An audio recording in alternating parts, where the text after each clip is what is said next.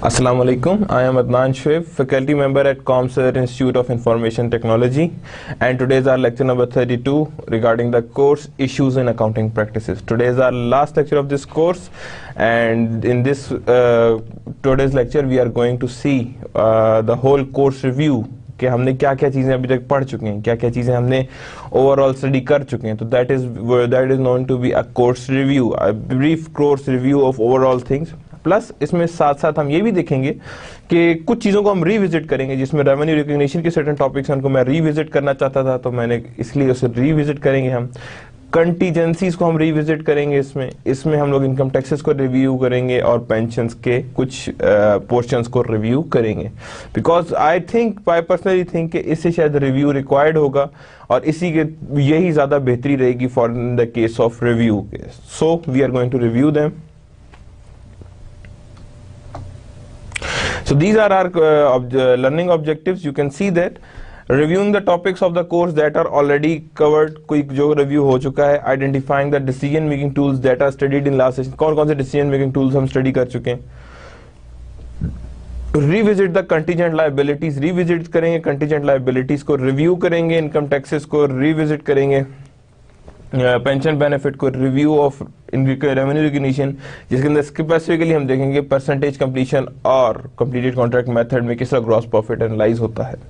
Further analysis and tools that should be studied, जो कौन कौन से एनालिसिस और टूल्स हैं जो और स्टडी करने चाहिए. And then course conclusion, we are going to do that today. First starting with the management decision making processes. So starting with that, तो हम लोग जब भी आते हैं मैनेजमेंट डिसीजन मेकिंग प्रोसेसेस की तरफ, तो सबसे पहली बात क्या करते हैं हम, रिव्यू ऑफ बेसिक प्रोसेस की. ठीक है ना. रिव्यू ऑफ बेसिक प्रोसेसेस की बात करते हैं तो सबसे पहले हम करेंगे क्या, course brief, accounting history, financial accounting and accounting standards, conceptual framework and review of information process. हम लोग इसे क्यों कह रहे हैं management decision making process? Because इसलिए कहना चाह रहे हैं इसे management decision making process because accounting always relates to the decision making, और डिसीजन मेकिंग के लिए अकाउंटिंग बहुत इंपॉर्टेंट होती है. तो that's why we are saying that it's a management decision making process.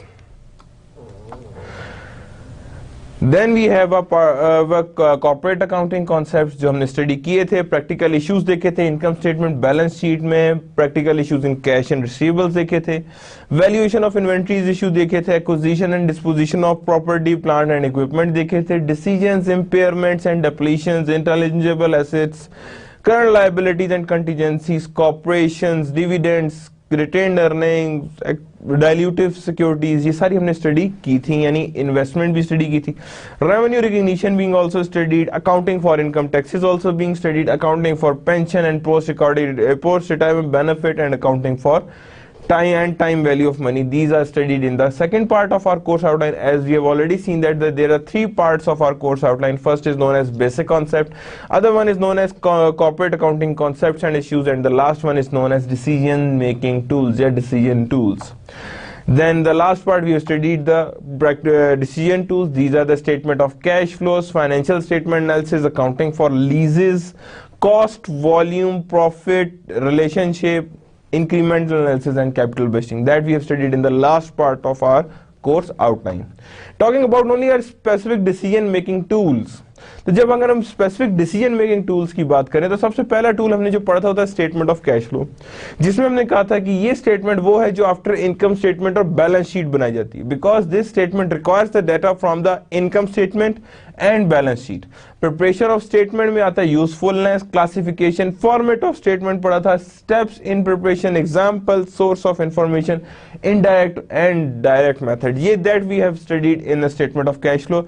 कुछ स्पेशल प्रॉब्लम्स देखी थी, that involves adjustment to net income, account receivables, other working capital changes, net losses and significant non-cash transactions. ये हमने special problems that is related to statement of cash flow. अब गौर से देखें, ये जो प्रॉब्लम है these are actually a issue. ये issue कहलाती हैं कि ये these are the issues, और इन्हीं चीजों को कहते हैं that is known as statement of cash flow. Use of worksheet, preparation of worksheet, analysis of transaction and preparing a financial statement or final statement. These all things are being studied in the statement of cash flow, जिसके अंदर ये भी पढ़ा था हमने कि कितनी types की होती हैं, ऑपरेटिंग होती हैं, इन्वेस्टिंग होती है, फाइनेंसिंग होती है, किस तरह बनता है, किस बेसिस पे बनता है, क्या क्या चेंजेस आ सकते हैं.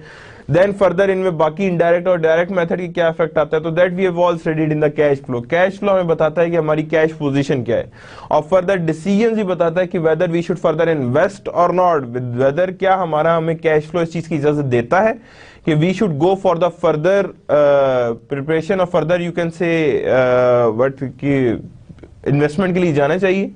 तो these are the decision that is required from the statement of cash flow.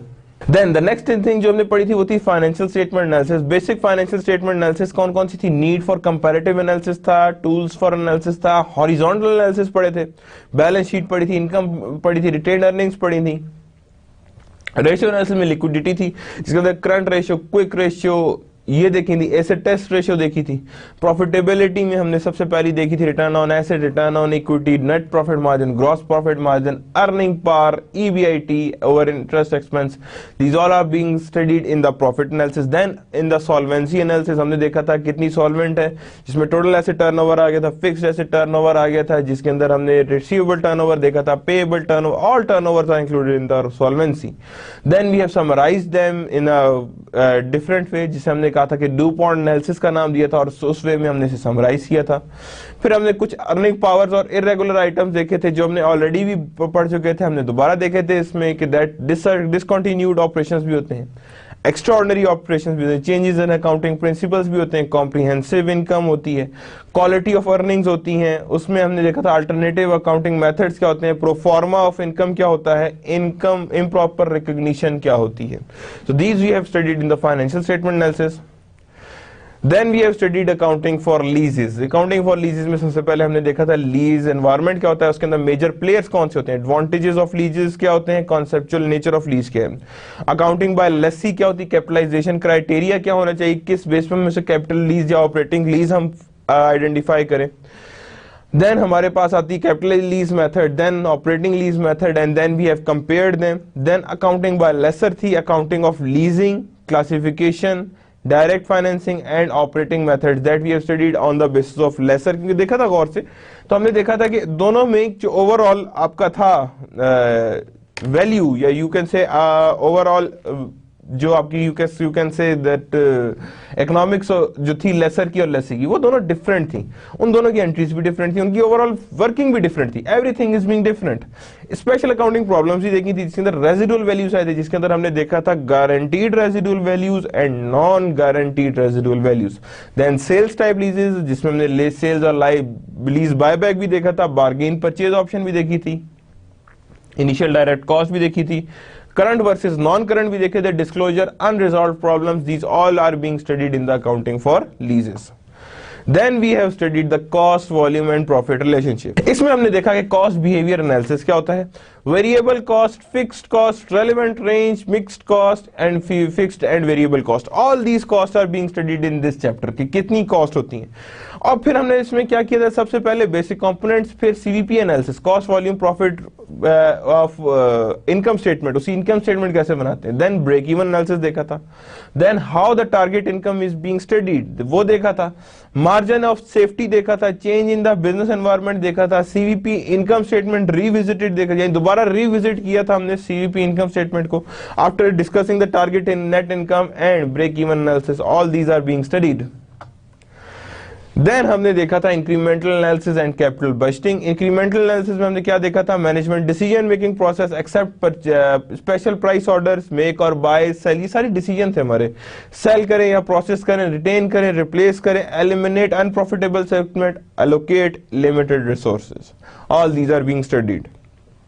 Evaluation processes study किए थे कैपिटल बजटिंग में, एनुअल रेट ऑफ रिटर्न देखा था, कैश पेबैक देखा था और discounted cash flow, all things are studied in the decision making tools.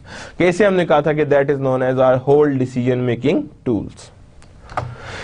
So that is our whole course, हमने देखा था उसको जस्ट हमने गो थ्रू किया, ओवरव्यू किया कि कौन कौन से टॉपिक स्टडी कर लिए थे। Then now we are going to revisit our 3 और 4 टॉपिक्स जिसको मैं समझता हूं कि थोड़े से डिफिकल्ट थे, उन्हें हमने एक दफा दोबारा जरूर देखना चाहिए। तो if somebody has missed out these topics so they can easily recover it from today's lecture. So that is the revisited on the contingencies और कंटीजेंट लायबिलिटीज। ये हमने एक स्पेसिफिक चैप्टर पढ़ा था जिसमें था current liabilities and contingencies. I think contingency या contingent liability should be revisited, हमें उसे दोबारा एक दफा देखना चाहिए, दोबारा स्टडी करना चाहिए। तो we are going to study it again.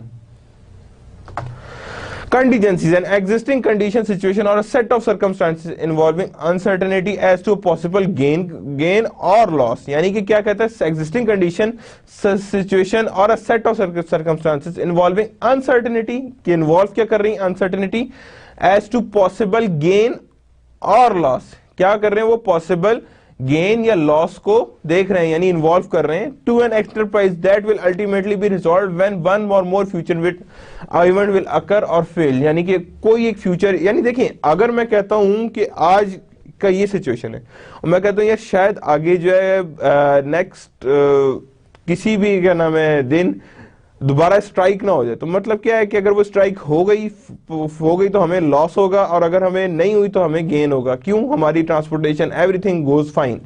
So that means we have contingency of either gain और लॉस, जिसकी अल्टीमेटली भी रिजॉल्व कब होगा, जब one or more future events इधर अकर और फेल्स, कि या तो हो जाएं या ना हो।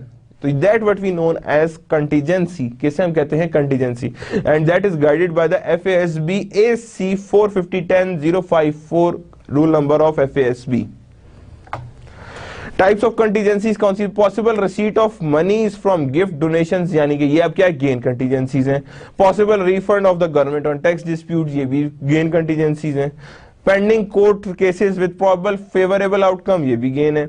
And then tax loss carry forward, जो हमने चैप्टर नंबर 19 में पढ़ा था, जो मैंने उस वक्त भी रेफरेंस दिया था, I am repeating that reference again, that do go for the chapter number 19 जो हमने टैक्स का पढ़ा था, या जो चैप्टर नंबर 19 जो हमने लेक्चर टैक्स के लिए या जो अकाउंटिंग फॉर इनकम टैक्स के लिए देखा था, just go through it for the further analysis and further discussions.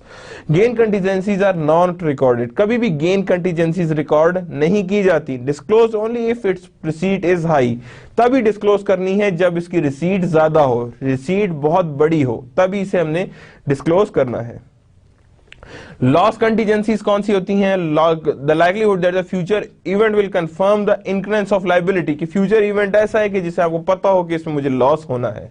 And that range from probable to remote, probable का मतलब क्या है कि शायद हो जाए, रीजनेबली पॉसिबल कि हाँ में भी ज्यादा हो जाए, रिमोट मींस कि that there is some confirmation regarding these things, तो उसे हम कहते हैं that is known as contingent liabilities. के लिए हमारे पास तीन कंडीशन है, probable, reasonably possible and remote. Then there are certain sources, example regarding loss contingencies. Just get a very clear mind with this specific loss contingencies. You can see that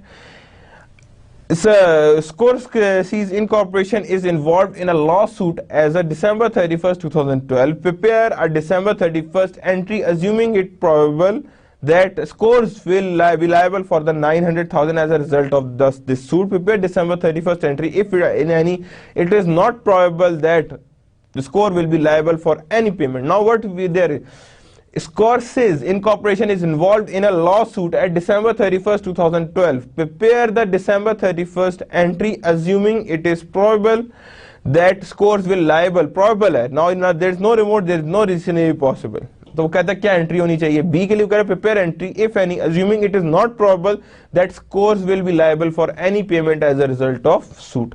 now what I am guiding with you is the, just remember कि कौन सा lecture का कौन सा portion था, तो मैंने नीचे लेक्चर ऑब्जेक्टिव लिख दिया है। तो if you are have any idea, any confusion regarding या पता नहीं कौन सा पोर्शन ऑफ कौन सा कोर्स निकाल के लिए आए, तो you can easily guide it from the current liabilities and contingencies, and we are starting from the lecture of learning objective number 4, कि जो मैं चाह रहा हूं कि रिपीट हो, और मैं वही रिपीट कर रहा हूं जो लेक्चर ऑब्जेक्टिव इसी से जुड़ा हुआ है। नाउ फर्स्ट ए के लिए क्या एंट्री होगी, because it's probable, lawsuit loss debit, lawsuit liability credit, and that is the entry that is being posted when there is a probable situation. क्या है, प्रोबेबल सिचुएशन, और जब हमारे पास कोई प्रोबेबल सिचुएशन नहीं, तो no entries pause, the loss is not incurred because it is not probable, कि वहां पे लॉस प्रोबेबल नहीं है। नाउ देखें यहाँ पे लॉस कंटीजेंसी कैसे आई है, in the case of probable. Now just categorize them. First case मैंने क्या पढ़े हैं, फर्स्ट केस क्या है जी, दैट प्रोबेबल, तो प्रोबेबल के अंदर लॉस कॉन्टीजेंसी को कैसे मैनेज करते हैं, सबसे पहले हमने यही देखा है लॉस कैसे हम लोग मैनेज कर रहे हैं। सो फर्स्ट हमारी कंडीशन ये थी कि दैट इज आवर लॉस, जब भी लॉस प्रोबेबल में आएगा तो ऐसा है, और अगर नहीं होगा तो नई एंट्री पास होगी।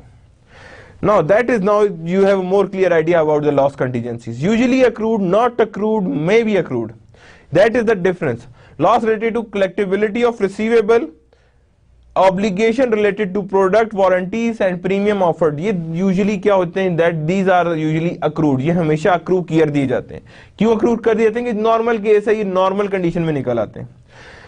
Then Not accrued, loss related to risk of loss of damage of enterprise property, जो accrue नहीं किए जाते। General unspecified business risk, risk of loss from catastrophes assumed by the property and casualties insurance company, including reinsurance of companies, that is never being accrued. ये कभी भी हमारे पास accrued नहीं करेंगे इन्हें, ठीक है, क्योंकि ये क्या है, risk of loss damage bye explosion, ये क्या है, ये आउटर साइड के हैं। अनस्पेसिफाइड बिजनेस रिस्क, कोई आउटर बिजनेस रिस्क आ रहा है, यानी एक्स्ट्रा ऑर्डिनरी आइटम्स आ रहे हैं। रिस्क ऑफ लॉस, ये भी एक्स्ट्रा ऑर्डिनरी लॉस में आ रहा है, किस वजह से आ रहा है, इंश्योरेंस कंपनी की वजह से आ रहा है। May be accrued loss related to threat of expropriation of asset, pending of threatening of litigations, actual or possible claims and assessments, guarantees and indebtedness of others, obligation of commercial banks, understand by letter of credit and agreement to repurchase receivable. They can be accrued and they can't be accrued. There is a possibility on the both sides. Loss contingencies हैं, common loss contingencies कौन सी आती हैं, litigations आती हैं, claims, assessment, guarantees, warranty cost, premium, environmental liabilities, these all are the loss contingencies, जिसे हम कहते हैं these are the reason for being in the loss. के लिटिगेशंस हो सकती हैं, गारंटी एंड वारंटी कॉस्ट हो सकती हैं, प्रीमियम एंड कूपन्स हो सकते हैं, एनवायरमेंटल लायबिलिटीज हो सकती हैं। These all things are involved in the loss contingencies. Now, first of all, talking about the litigations, company must consider the following factors in determining the whether to record a liability with the respect to pending or threatening litigation: time period, probability, and reasonable estimate. तीन चीजें important होती हैं: time period in which the action occurred, probability of unfavorable outcome, and reasonable estimates. These are being seen. Second one क्या होती है, guarantee and warranty cost. Promise to made by seller to make goods on deficiency of quantity, quality or performance in a product. If it is probable that customer will make warranty claims and a company can reasonably estimate the cost involved, and the company must recognize an expense. Guarantee and warranty cost, two basic method for accounting a warranty cost. कौन सी, cash basis और accrual basis. Expense warranty cost as incurred, जैसी आए वैसी incur किया जाए, because it is not probable that the liability has been incurred. ये नहीं पता कि लायबिलिटी इनकर हुई है नहीं हुई। It can not reasonably estimate the amount of liability, ये कभी भी अमाउंट ऑफ लायबिलिटी को रीजनेबली एस्टिमेट नहीं कर सकते।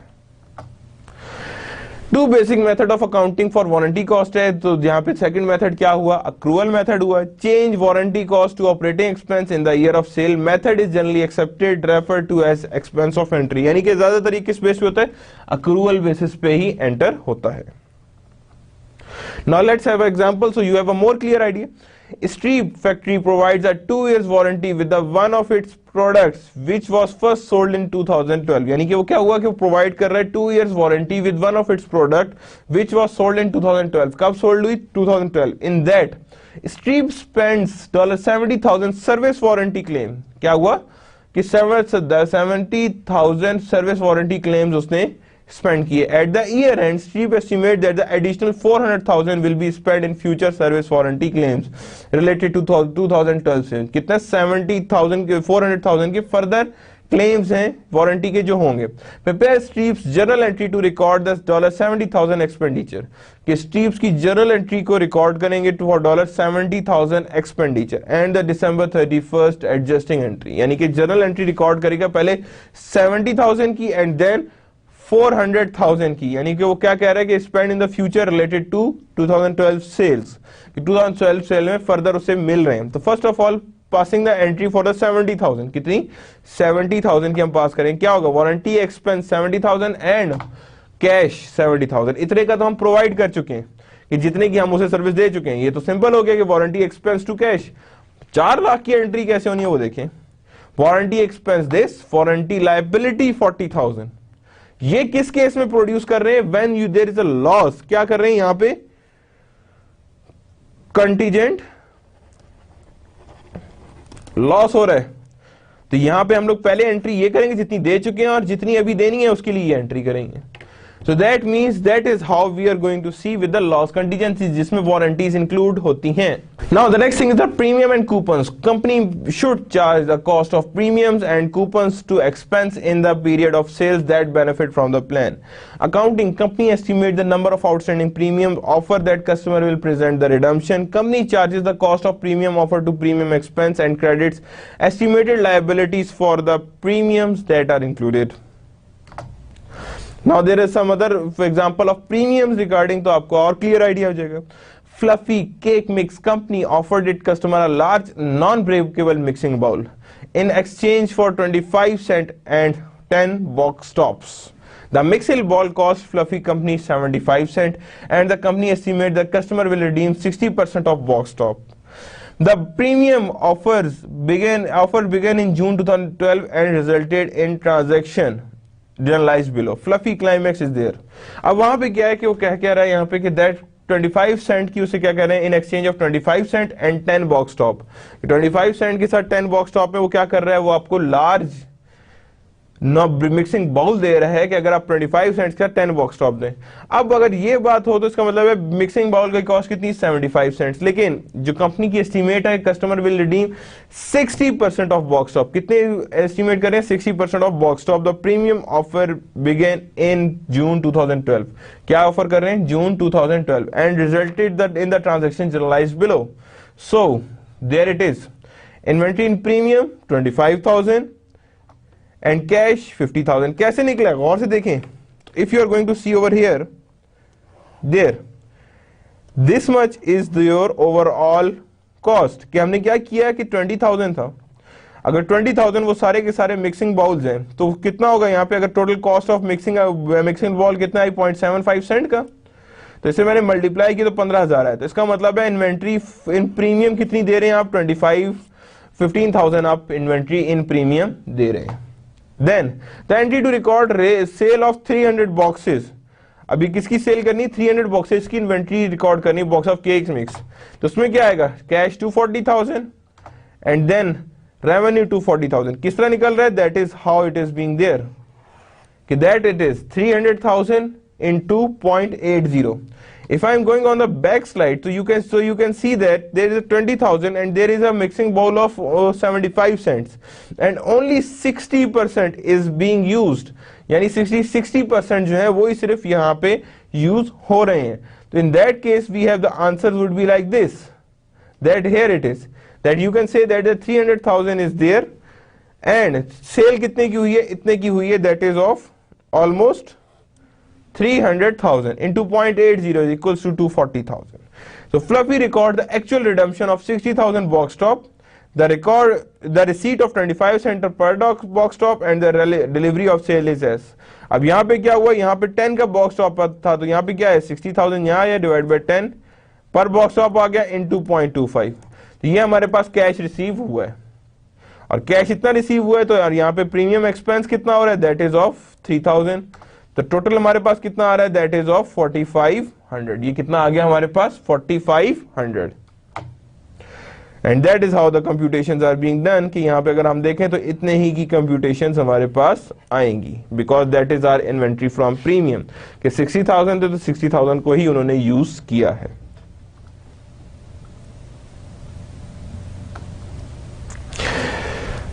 Finally, Fluffy makes an end of the period adjusting entry for the estimated liability for outstanding premium offer as follow। अब यहाँ पे क्या कर रहा है कि Fluffy ने अपनी कंप्यूटेशंस करनी, तो टोटल बॉक्स टॉल कितने सोल्ड हुए थे? 2010 में इतने हुए थे, 60% रिडीम हुए थे तो 180 अलग कर लिया। बॉक्स रिडीम्ड इन 2010 कितने हुए? इतने रिडीम हुए थे एंड एस्टिमेटेड फ्यूचर रिडम्पशन कितनी होनी है? That is this much. So we have a total cost of redemption that is here it is. ये हमारे पास टोटल वैल्यू आ जाती है कि that is how we are going to redeem it. अब देखें यहाँ पे क्या थी, पूरी वैल्यू क्या थी कि 3 लाख थे बॉक्स, जिसमें से उसने कहा जी एस्टिमेटेड रिडम्पशन कितनी 60% होनी है, तो टोटल 180 निकला है उसमें से, जिसमें से 2010 में कितने रिडीम हुए 60,000, तो बाकी पीछे बच्चे कितने 20, तो एक 20 जो है वो फ्यूचर में रिडीम होने हैं। तो 120,000 divide by 10 into 0.75 minus 0.25 equals to $6,000. So premium expense is 6,000 and premium liability is 6,000 जो आपके पास सामने आएंगे, यानी इतना हमारे पास प्रीमियम लाइबिलिटी फ्यूचर में एक्सपेक्टेड है कि इतनी हमारे पास लाइबिलिटी या इतनी हमें एडिशनल पेमेंट कर सकते हैं फ्यूचर में। Now there is an environmental liability. Environmental liability की बात करें तो company must recognize the asset retirement obligation, ARO, asset retirement obligation. Now remember that thing. ये उस टाइम मैंने कहा था, अभी मैं दोबारा कहता हूं कि that we should remember that when it has an existing legal obligation associated with the retirement of long-lived asset, what it can reasonably estimate the amount of liability. वो कह रहा है company must recognize the asset retirement obligation when it has an existing legal consideration or obligation associated with the retirement of long-lived asset, कि कोई आपके पास obligation हो for that specific long-lived asset, and when it can reasonably estimate the amount of liability, कि जब वो आराम से अपनी amount of liability को estimate कर सके. So that is the known as environmental liability. Environmental liability is there. Obligation events, example of existing legal obligation which require decommissioning of nuclear facility, ये बहुत बड़ी और जिसे कहते हैं लीगल ऑब्लिगेशन एग्जिस्ट करती है। Dismantling, restoring, reclamation of oil and gas properties, certain closure, reclamation, removal cost of minings, यानी closure of post closure of landfills. So these things are required in the environmental liabilities, कि ये environmental liabilities exist करती हैं, and these are known as environmental liabilities, कि ये environmental liabilities with the time exist करती हैं. Then there is a loss contingencies on general. You can have a very clear idea about the environmental liabilities. On January 1, 2012, Wildcat Oil Company erected an oil platform in Gulf Mexico. अब यहाँ पे हो क्या रहा है, गौर से देख लें, ऑयल कंपनी इरेक्ट किया जा रहा है, ठीक है ना, oil platform. Wildcat is legally required to dismantle and remove the platform at the end of useful life. जैसी उसकी यूजफुल लाइफ एंड होगी तो we are going to dismantle और we are going to remove that platform, and estimated to be 5 years. 5 years है. Wildcat estimate that dismantling and removal will cost 1 million. कितने charge करे? 1 million. Based on 10% discount rate, the fair value of asset retirement obligation is expected to be this much. कि यानी asset retirement ARO कितना है उसका 620,920, यानी इतना further हमें एनवायरमेंटल लायबिलिटी फेस करनी पड़ेगी, कि यानी इतना नुकसान होगा. देखिए, अगर मैं कोई आपको कोई इमारत गिरानी है, पूरा का पूरा घर गिराना है टॉप टू बॉटम, तो आप क्या करेंगे? गिराना शुरू करेंगे. क्या ख्याल है, कोई पत्थर आस पड़ोस में नहीं जाएगा? डेफिनेटली जाएगा. क्या उनके शीशे नहीं टूटेंगे? टूटेंगे. आपने वहां पत्थर मारा, एक जोर से पत्थर मारा, ईंट निकल के सीधा उनके घर के शीशे में, तो वो शीशा कौन लगवा के देगा? आप खुद लगवा के देंगे. तो वो क्या है आपकी overall? That is known as environmental liability, कि that is known as asset retirement obligation, कि अब आपके पास वो कॉस्ट पड़ी, तो वो कॉस्ट जब यहां कैलकुलेट हुई तो वो कितने की पड़ी है? 620,920 की. Wildcat record this ARO as follow. इस ARO को कैसे रिकॉर्ड किया है? Drilling platform 620,920 and asset retirement obligation 620,920. During the life of an asset, Wildcat allocates the asset retirement cost to expense. यानी ड्यूरिंग लाइफ ऑफ एसेट जो ये जो cost आई है एसेट रिटायरमेंट कॉस्ट, वो एक्सपेंस बनाता जाएगा यूजिंग स्ट्रेट लाइन मेथड, यानी इसे आहिस्ता आहिस्ता अमोर्टाइज करता जा रहा है, कि with the passage of time ये अमोर्टाइज होता जा रहा है. डेप्रिसिएशन एक्सपेंस क्या है देखें, 620,000 divided by 5 and accumulated depreciation 124,184, यानी with the passage of time as a case of depreciation के तौर पे वैल्यू बढ़ाता जा रहा है. Then, in addition, Wildcat must accrue interest expense each period. Wildcat record interest expense and the related increase in asset retirement obligation on December 31st, 2012. तो interest expense कैसे आ रहा है? That is, देखें, there it is the discount rate, और नीचे क्या आ जाएगा? ARO जितना बढ़ता जा रहा है, asset retirement obligation with the passage of time increase करता जा रहा है. So, On January 10, 2017, Wildcat contract with Big Rec Claimer to dismantle the platform on the contract price of 995. अब 1 मिलियन के बजाय कितने में डिसमेंटल हो रहा है? यहाँ पे एक्चुअल अमाउंट तो ये थी ना, तो वो आप कितने में डिसमेंटल हो? 995 में, तो 5000 का तो प्रॉफिट हो रहा है यहाँ पे। तो ऐसे retirement obligation there, gain is 5000 and cash is of 995,000। तो ये हमारे पास जब डिसमेंटल होगा तो वो कुछ इस तरह से डिसमेंटल होगा। Then there is a self insurance. Self insurance is not insurance but a risk assumption. हम self insurance जो है वो एक्चुअली में इंश्योरेंस नहीं है बल्कि आपको रिस्क assumptions होती हैं। There is a little theoretical justification for the establishment of liability based on hypothetical charge in interest expense.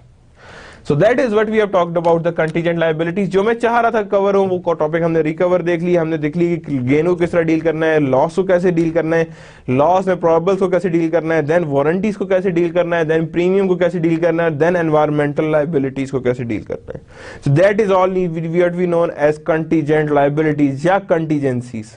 तो these are all included as you can say that a part of contingencies. Now the another thing जो मैं repeat करना चाहता हूँ वो है accounting for deferred and prior taxation। क्या? Accounting for deferred and prior taxation की क्या अकाउंटिंग होती है for deferment and for the prior taxations, ये हमने पढ़ा था, लेक्चर पूरा अकाउंटिंग फॉर इनकम टैक्स किया था। मेरे ख्याल में डेफर्ड टैक्स एसेट और डेफर्ड टैक्स लायबिलिटी, इसमें थोड़ा सा कंफ्यूजन शायद आप लोगों के जहन में अभी भी बाकी हो। तो what I am going to do, we are going to repeat it. मैं लेक्चर ऑब्जेक्टिव के लर्निंग ऑब्जेक्टिव के साथ साथ चलूंगा ताकि आपको आइडिया हो कि हम कहां से की बात कहां जोड़ रहे हैं। So you have a more clear idea कि हमने कैसे यहां से आके टफ एंड टोस को कंप्लीटली मैच करा के इसे दोबारा हमने लेक्चर को पिक करना है। So if anybody have not cleared about the accounting for deferred and prior taxation, so they can easily cover it in this case. Now fundamentals of accounting for income taxes. Corporation must file income tax return for following guidelines. IRS, तो दो तरह की income हमने पढ़ी थी, एक थी tax payable और एक थी इनकम टैक्स एक्सपेंस। तो दो हैं, या तो हम लोग इनकम टैक्स एक्सपेंस जो कैलकुलेट कर रहे हैं वो और होता है, टैक्स पेएबल्स और होते हैं।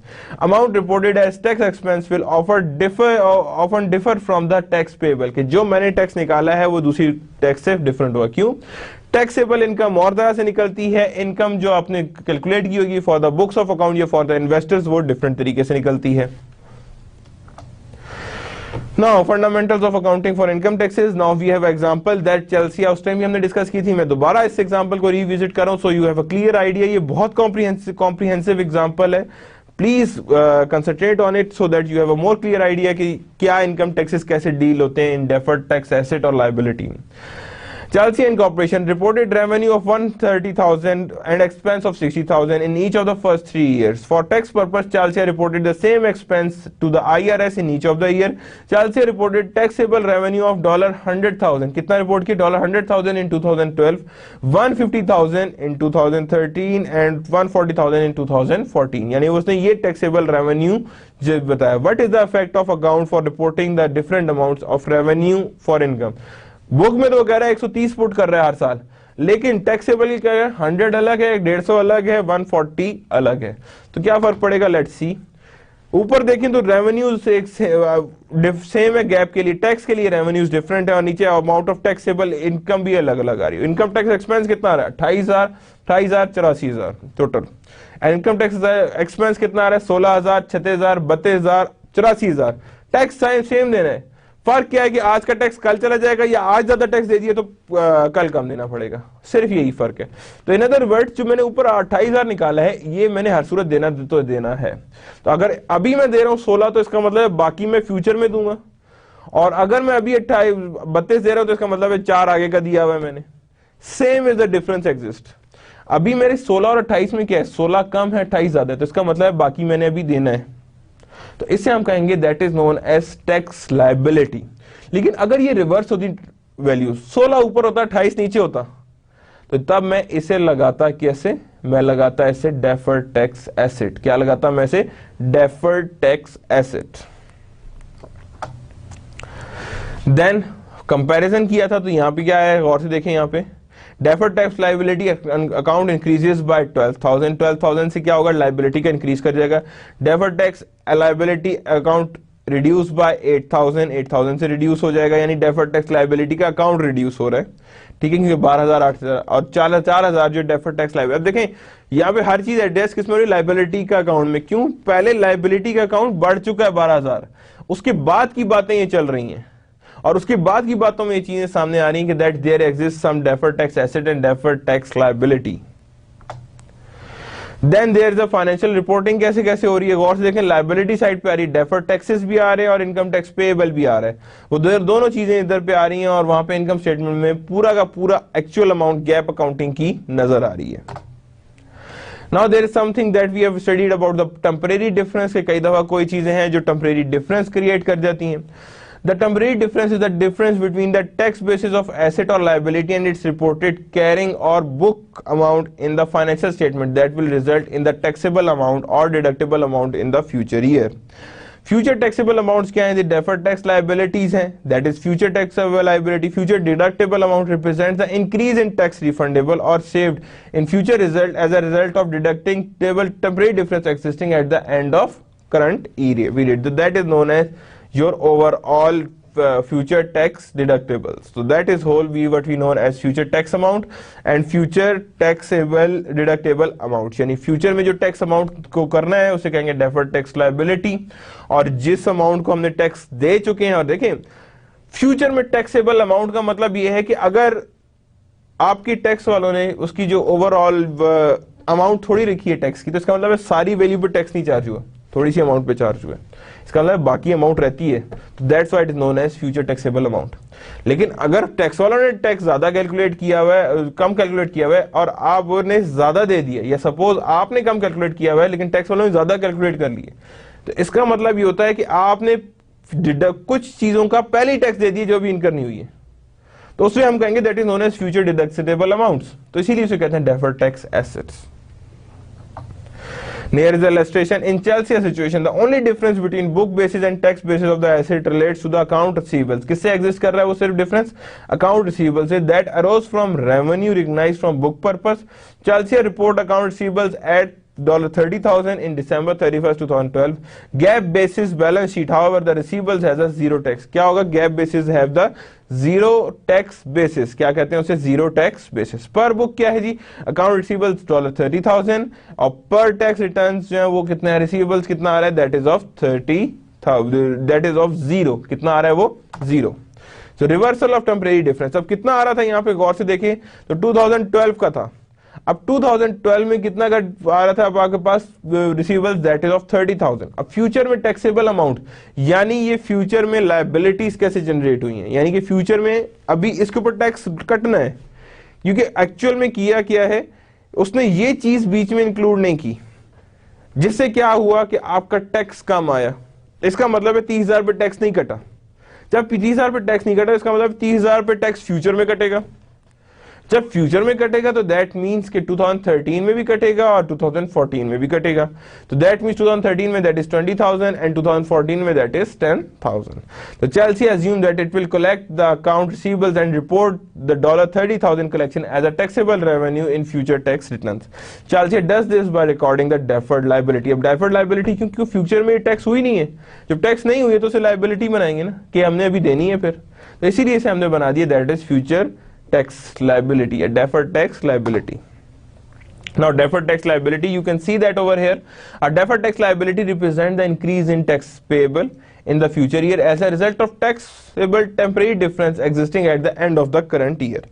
Income tax expense क्या है? गैप की सारे निकल लगा दी हमने। इनकम टैक्स पेबल अलग कर ली, 16, 36, 32 हमने अलग कर लिए, 12,000 अलग है, 8,000 अलग है, 4,000 अलग है।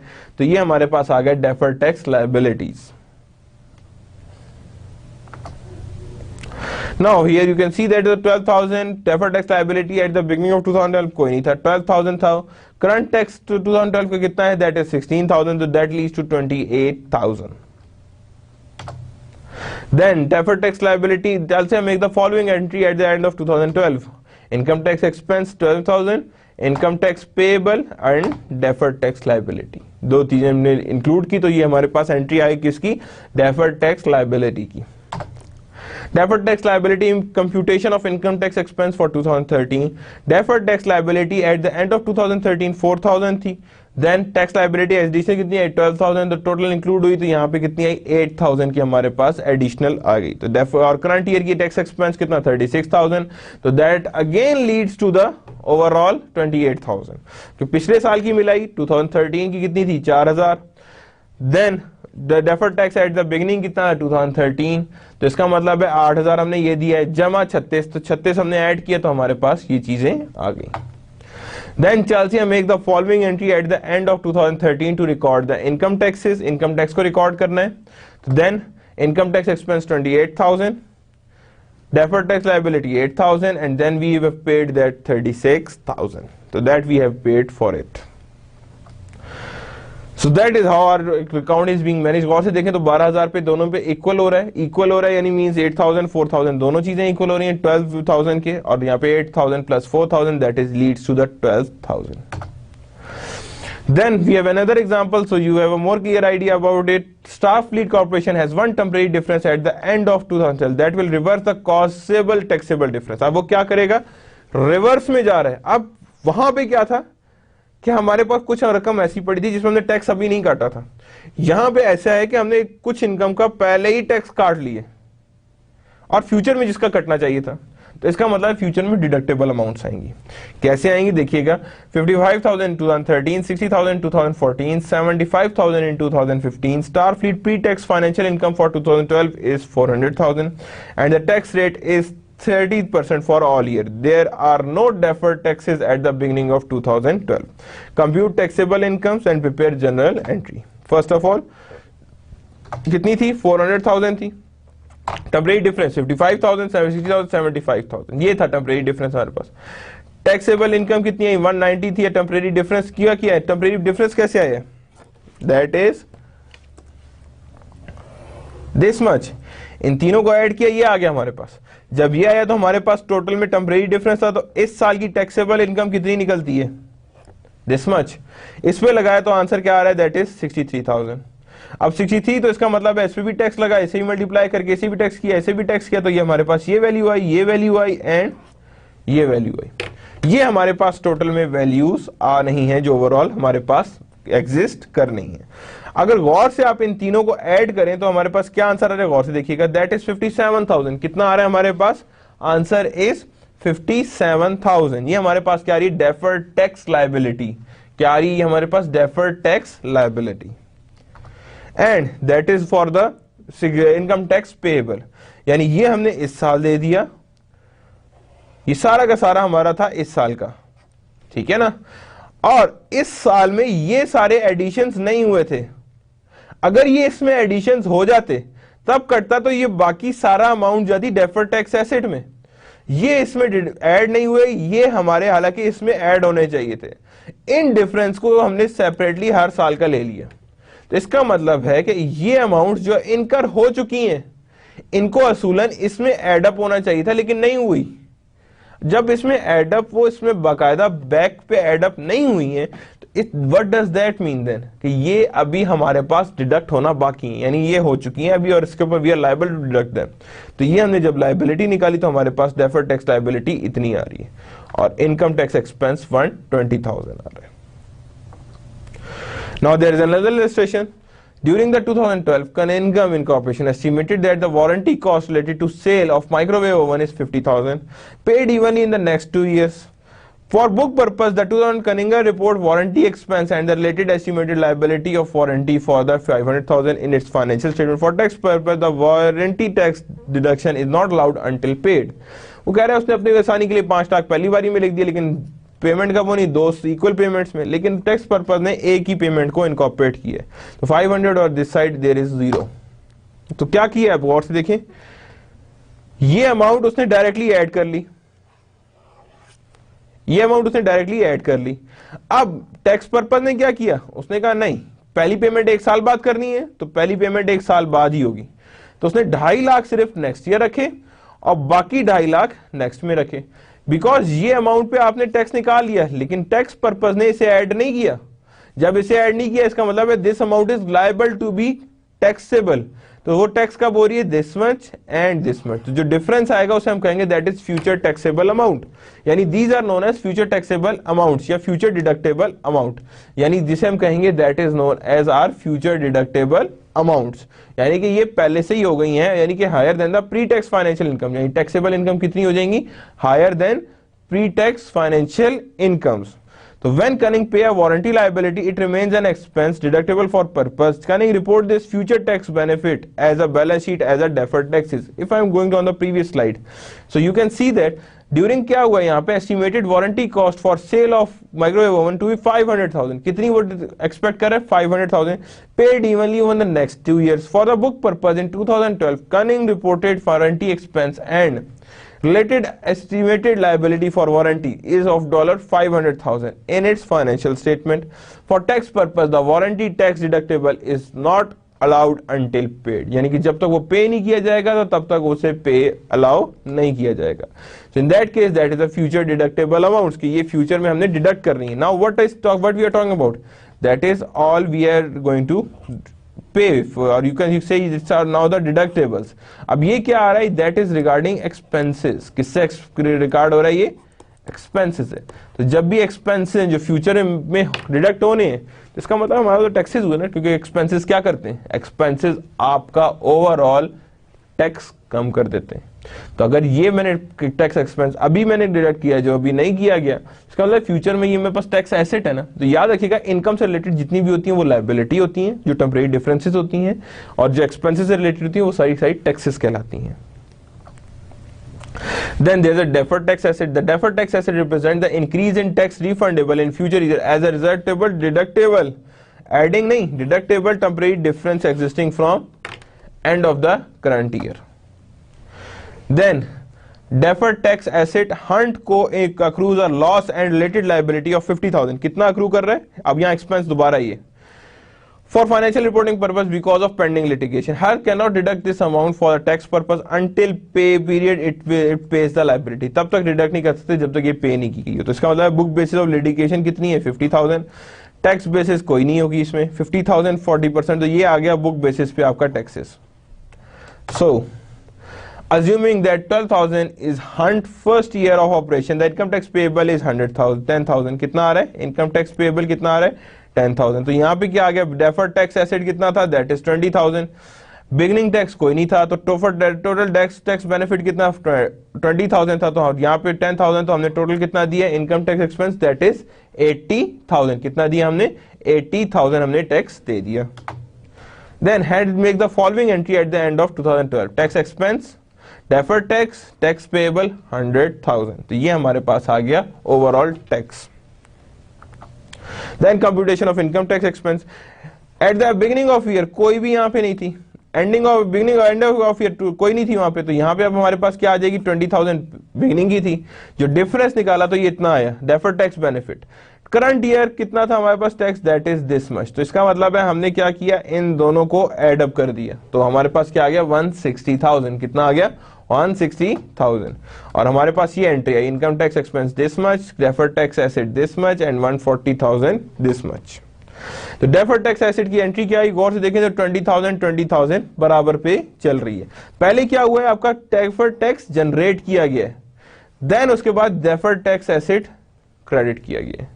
That is how the deferred tax asset works. Now there is another example, so you have a more clear idea. Columbia Corporation has one temporary difference at the end that will reverse the cause of deductibles. कितने हैं जी 50,000, 65, 40,000. अब यहाँ क्या है deductible amounts, ठीक है ना. Columbia pre-tax financial income 200,000 and the tax 34%. There is no deferred taxes. Columbia expect the profitable future. Compute taxable income and prepare journal entry. तो first of all क्या 200,000 आएगा, then 50,000, 65 and 40,000 and then 150,000. अब गौर से देखें तो हम क्या करेंगे, अगेन इन तीनों को ऐड करेंगे and put it over here. But क्या पुट करेंगे, लाइबिलिटी और asset. It's asset now, sorry it's asset now, because क्यों, it's not deductibles, not future taxables. तो डिडक्टेबल्स यहां हुए, इनकम टैक्स यहां आया और इनकम टैक्स एक्सपेंसेस देयर. तो जो हमारे पास कंप्लीट एंट्री जनरेट होती है. तो these are known as deferred tax assets. The company should reduce a deferred tax asset by valuation allowance if it is more likely than not that it will not realize same portion of all the deferred tax asset. More likely than not means a level of likelihood of at least slightly more than 50%. Now, Callaway Corporation has deferred tax asset balance of 150,000 at the end of 2012 due to the single cumulative temporary difference of 375,000. कितना आ रहा है? 375,000. At the end of 2013, the same difference has increased to 500,000. Taxable income कितनी है जी? 850,000, 40,000 and 2012.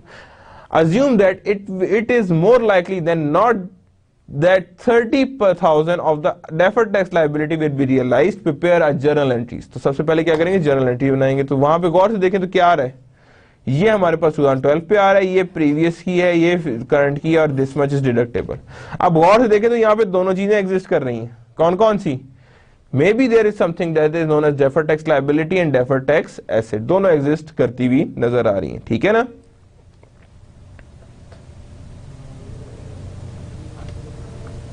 तो नीचे entries देखिएगा. Income tax expense कितना आ रहा है? That is of 290,000. ठीक है. कैसे आ रहा है? दैट इज 340,000 हमारे पास टोटल था. 50,000 डेफर्ड टैक्स एसेट लिया आपने. ठीक है ना? एंड 290,000 आपका क्या आ गया? There it is. और इनकम टैक्स एक्सपेंस कितना आ रहा है अलग से? दैट इज 30,000 जो हमने प्रीवियस क्वेश्चन पढ़ा था. That is 30,000. There it is. Then assets कितने थे? देखें जी 200,000 थे माइनस 30,000. तो we have the deferred tax asset of 170,000. So that is how we have studied the overall income tax and how deferred and further taxes are being valuated. Then we are going to revisit our pension sheets. Pension sheets कैसे बनी थी, किस तरह बनी थी, that we are going to revisit कि pension sheets actually बनती कैसे थी. हमने एक दफा देखा था उसे हम एक दफा दोबारा रिपीट करेंगे. पेंशन शीट्स में हमने देखा था दो साइड थी. एक कहलाता है जनरल एंट्रीज, जनरल एंट्रीज का साइड इस वाली को, और इसे कहते हैं मेमो रिकॉर्ड. दो चीजें मिला के हमारे पास पेंशन शीट्स बनती हैं. First of all we take example so you have a more clear idea कि पेंशन शीट्स कैसे बनती हैं. At January 1, 2012 BT company had plan asset, यानी प्लान एसेट का मतलब है कि जो प्लान एसेट, जितने की एसेट उसके पास पेंशन के अगेंस्ट लिए हुए, and projected benefit amount of same, यानी कि ये वो एसेट्स हैं जो इन्वेस्टेड हैं, उन्हें कहते हैं प्लान एसेट, और जिससे हमें बेनिफिट मिलना है फ्यूचर में, तो उसे हम कहते हैं that is known as plan asset. During 2012, service cost was 27,500. The settlement rate is 10%. Actual and expected returns on plan assets were 25%. यानी actual और expected return कितने हैं plan asset पे? Were 25%. Contribution were 20,000 and benefit paid were 17,000. Prepare pension worksheet. Now, for your easiness, learning objective is being written, so you can easily tough and toe that specific lecture. Use of pension sheets कैसे किया है गौर से देखें तो 27,500 यहाँ पे service cost put कर दिया. गौर से देखें पिछले सारे एक्सपेंसेस 27,500 थे. देन हमारे पास एसेट रिटर्न्स 25% थे, कंट्रीब्यूशंस 20,000 थे, एंड बेनिफिट पेड 17,500 थे. तो सबसे पहले 27,500. इंटरेस्ट कॉस्ट निकाली है हमने, that is our interest cost, that is 27. Actual returns 25% थे. कंट्रीब्यूशन कितना किया हुआ था? That is 20,000. तो हमारे पास जब ये सारी चीजें ऐड की, पेंशन ये कोई नहीं थी, ये भी कोई नहीं है, ये भी कोई नहीं है, ये दो चीजों में इंक्लूडेड है. यहां पे देखें तो क्या हुआ? सर्विस कॉस्ट हमारे पास क्या था? टोटल हमारे पास ये थी.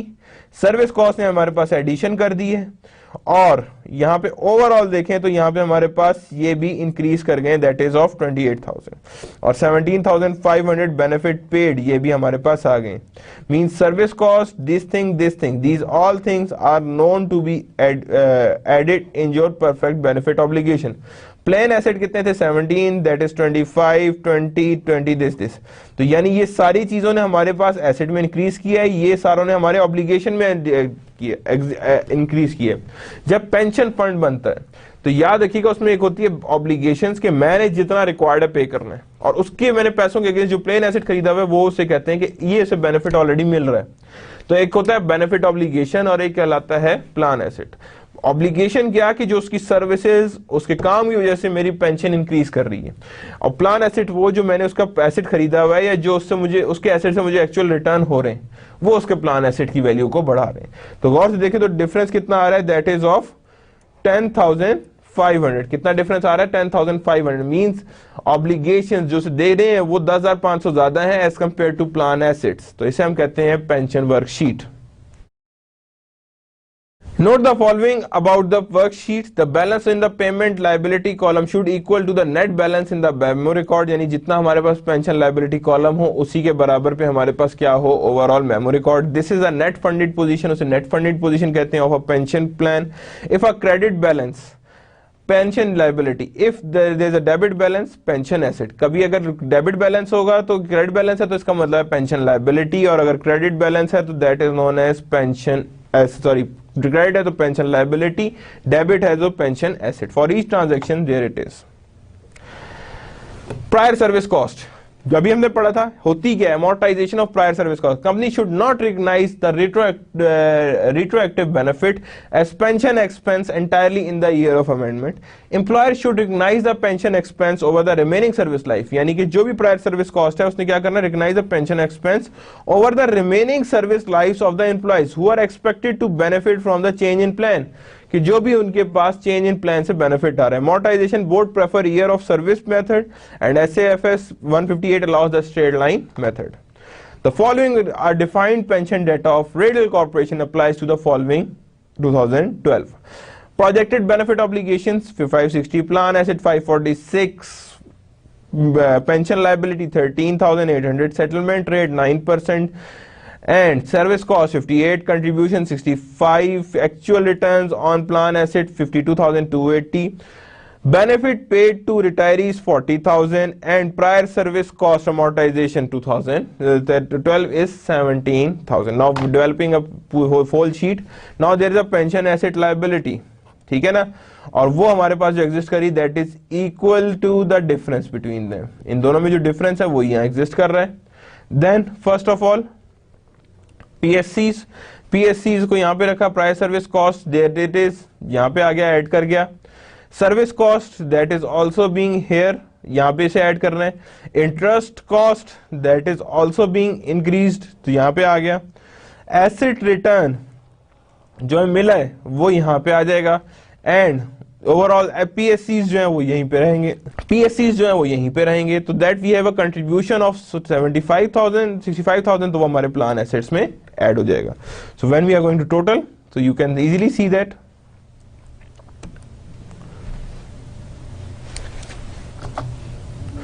That is of 40,000 benefit paid, जो हम इनसे बेनिफिट दे चुके हैं वो यहां आ जाएगा, इसमें से नेगेटिव हो जाएगा। And then 83,920, 65,103 and 121,920। तो जब हमने total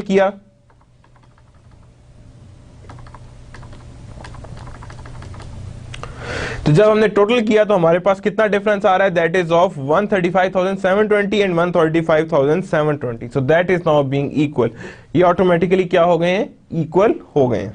now how the entries will be passed for this specific thing, so you can see that pension expense 83,920, other comprehensive income 103, PSC जिसे कहते हैं हम, and then pension asset liability that is 120,920, and then cash is equal to 65,000. So that includes our overall entry for the pension worksheets. Another example, so you have a more clear idea. Jackson's companies adopt acceptable accounting for its defined benefit pension on January 1, 2011 with the following beginning balance: plan asset 200,000, benefit obligation 250,000, 50,000 का difference है। Annual service cost दी हुई है यहाँ पे 16, 19, 26, settlement rates दिए हुए, annual return दिए हुए, एनुअल फंडिंग दी हुई। अब यहाँ पे गौर से देखें सर्विस कॉस्ट किस में ऐड होगी, ऑब्लिगेशंस में। एनुअल रिटर्न्स किस में ऐड होंगे, that is on the side of plan asset. Annual funding contributions ये भी प्लान एसेट में ऐड होंगे। बेनिफिट पेड ये ऑब्लिगेशन में माइनस हो, प्लान एसेट में माइनस होंगे और ऑब्लिगेशन में से ऐड हो जाए, वापस चले जाएंगे, उसमें से भी डिडक्ट हो जाएंगे। प्रायर सर्विस कॉस्ट ये आपके ऑब्लिगेशन में ऐड होगी। Amortisation of prior service cost ये भी उसमें ऐड होगी।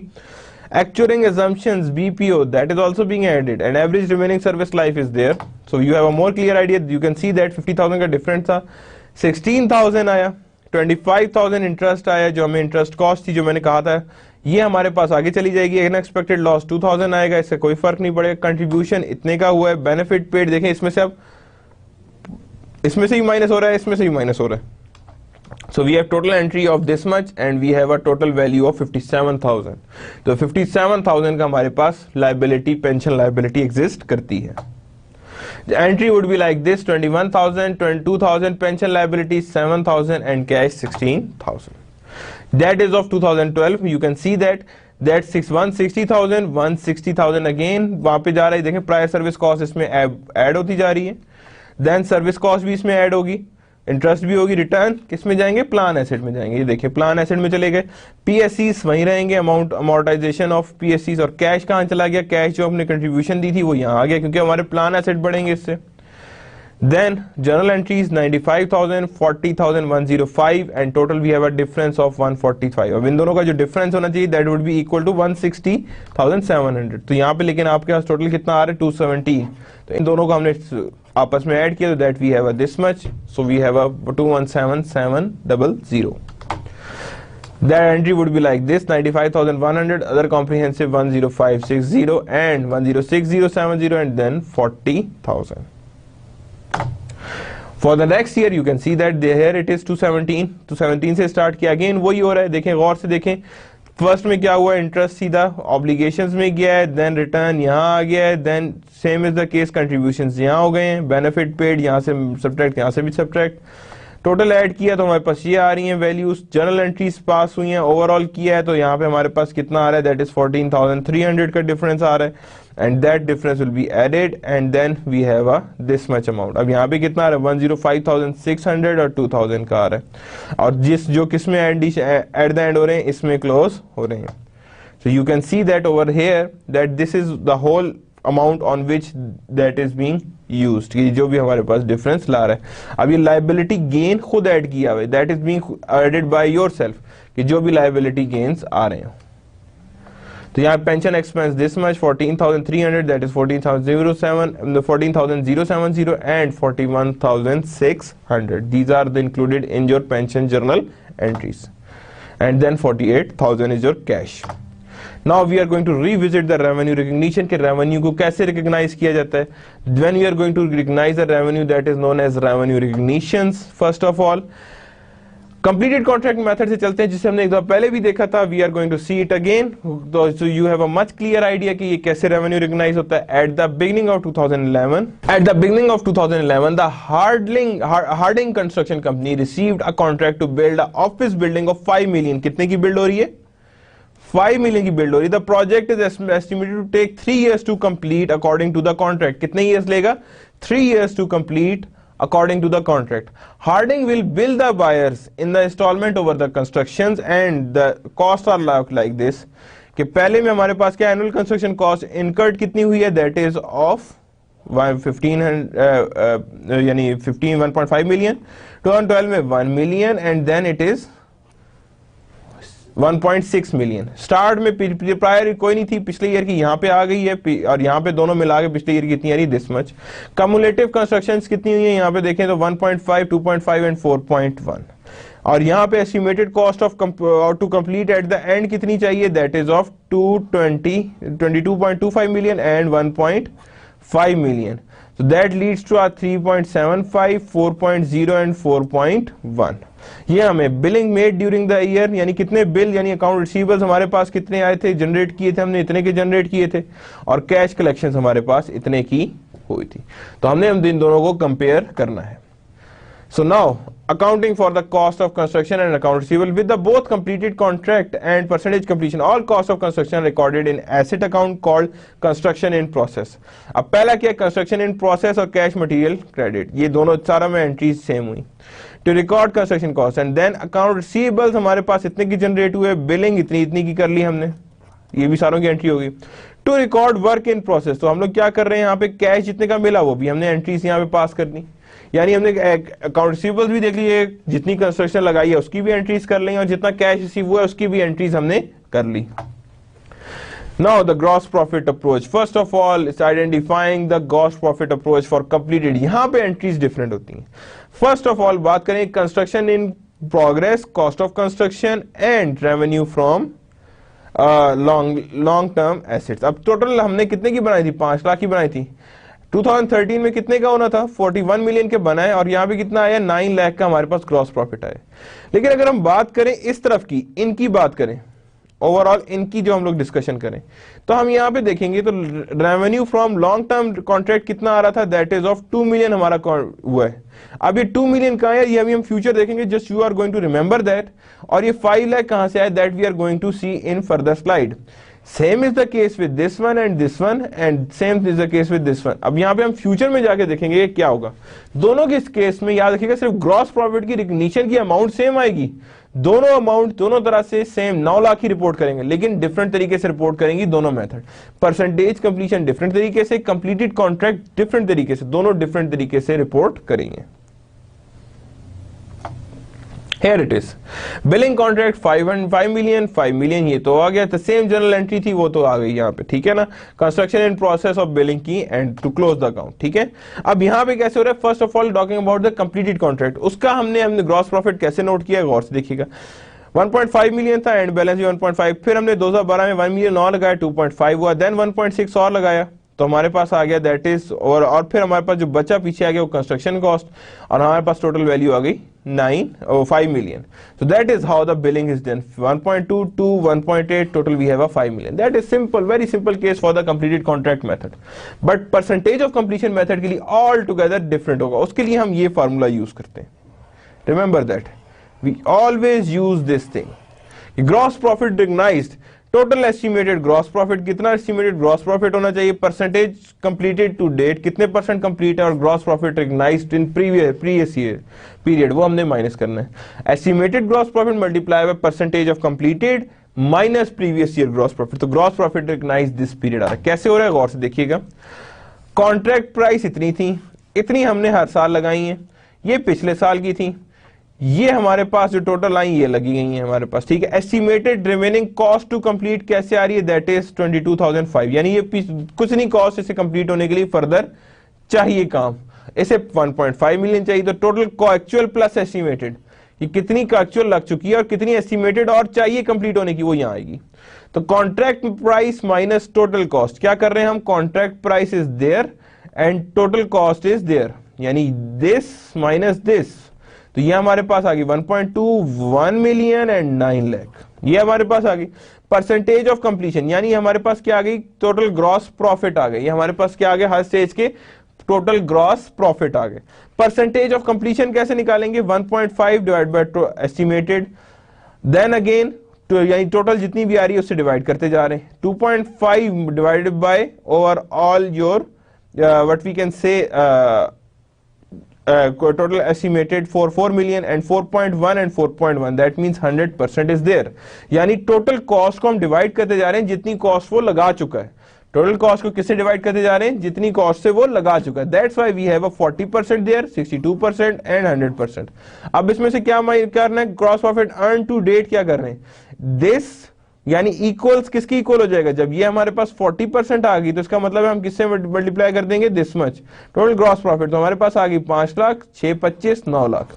प्रीवियस ईयर के ये माइनस करने देते जाना है, तो जब हम प्रीवियस से माइनस किए तो यही हमने एंट्रीज पे लिखे हुए थे ना, that what we have entered, और जो नीचे एंटर थे टोटल ग्रॉस प्रॉफिट्स वो इतने के थे, और से अगर आपको याद हो तो हमने इतने के एंटर किए हुए थे और इतनी अमाउंट्स हमारे नीचे एंटर्ड आ रही थी, that entries we have passed, तो ये हमारे पास एंट्रीज पास हुई थी।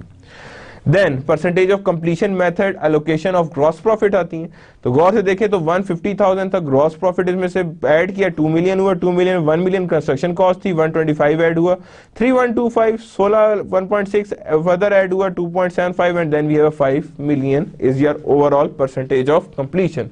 ये परसेंटेज ऑफ कंप्लीशन मेथड याद रखिएगा। ग्रॉस प्रॉफिट करंट पीरियड निकालने के लिए आपने एस्टिमेटेड ग्रॉस प्रॉफिट और एक्चुअल दोनों को हमने ऐड किया, multiply it with the percentage of gross profit, percentage of gross profit से मल्टीप्लाई किया आपने एस्टिमेटेड को, एस्टिमेटेड में से प्रायर की माइनस किया, तो then we have a total gross profit of this period.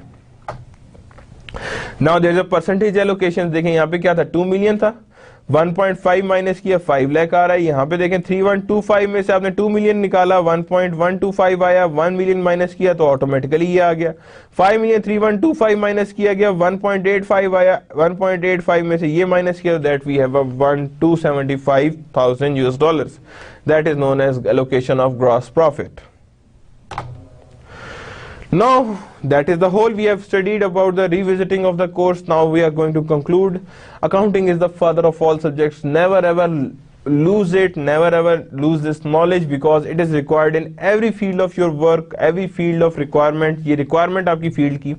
Accounting basics कभी नहीं भूलिएगा। Accounting concepts जो पढ़े हैं corporate accounting से वो कभी नहीं भूलिएगा। Decision tools जो हमने पढ़े हैं, these are very important decision tools। ये आपके financial management में भी काम आएंगे, advanced financial management भी काम आएंगे। So be careful, इनको याद रखिएगा। Advanced form of accounting leads to financial management and finance। याद रखिएगा, एडवांस फॉर्म ऑफ अकाउंटिंग अब आप जाएंगे तो वो जाएंगे आप फाइनेंशियल मैनेजमेंट की तरफ, जिसमें टोटली डिसीजन मेकिंग के ऊपर बात करेंगे।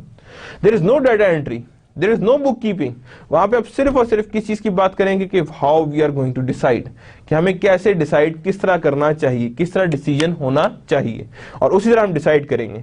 कॉर्पोरेट एंड बेसिक अकाउंटिंग का डिफरेंस आपने जरूर इसमें देखा होगा कि कॉर्पोरेट अकाउंटिंग बहुत डीप जाती है, उसके अंदर से काफी सारे इश्यूज एकदम से उभर के सामने आते हैं। बेसिक अकाउंटिंग में ये कभी भी इश्यूज सामने नहीं आते हैं।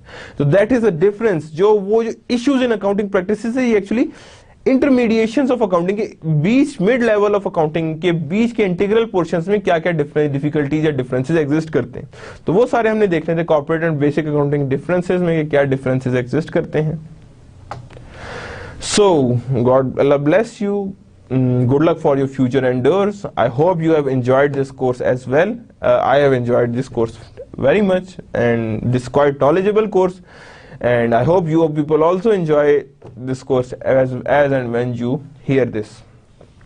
So that's the end of the lecture number 22, and but just on the single note, or you can say quote, I want to end that the live every day as the first day of your life, and so plan as much as you can with the great spirits to the new dawns। कि जो भी आपको हर दिन को ऐसे जियो जैसे पहला दिन है, और उसी तरह जी के उसे बिल्कुल उसी स्पिरिट के साथ प्लानिंग करो कि that there is lots of thing to do.